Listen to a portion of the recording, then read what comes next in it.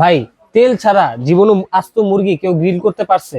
তেল ছাড়া গ্রিল তেল ছাড়া কোনোদিন সম্ভব না ভাই। এই যে আপনার তেল ছাড়া আজকে গ্রিল করব, রেস্টুরেন্ট থেকেও আপনার ভালো স্বাদ হবে। কেমনে ভাই? এই যে ভাই এয়ার ফ্রায়ারে, এয়ার ফ্রায়ারে? এই যে এয়ার ফ্রায়ারে কি বলেন এই যে ভাই? আস্ত মুরগিটা দেখলেন না? হ্যাঁ হ্যাঁ হ্যাঁ। এটা কিন্তু আপনার মশলা মাখানো। আচ্ছা, এই যে দিয়ে দিলাম।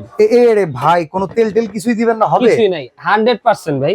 আচ্ছা চলেন তো দিয়ে দেখি। দিলাম। এটা হচ্ছে এয়ার ফ্রায়ার, মানে বাতাসে হবে? বাতাসের মাধ্যমে হবে, আপডেট টেকনোলজি। আমরা কত কিছু ব্যবহার করি, এবার কি করতে হবে ভাই? এই যে অন করে দিলাম। হুম, এখন আপনি চিকেনে যাবেন। এই যে আচ্ছা। চিকেনে আমি সেট করে দিলাম ওকে। 180 ডিগ্রি সেলসিয়াস সেলসিয়াস টেম্পারেচার। আর তাপমাত্রা সময় নেবে হচ্ছে আপনার এই যে দেখেন এটা মাত্র অন 25 হয়ে গেল। মাত্র হয়ে 25 গেছে। মিনিটে তেল ছাড়া যে কোনো খাবার। যে কোনো খাবার।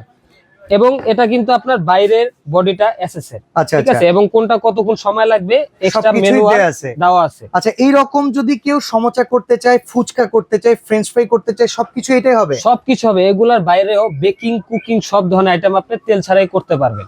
এবং এটা কিন্তু ওয়াট থাকবে মাত্র 1400 ওয়াট।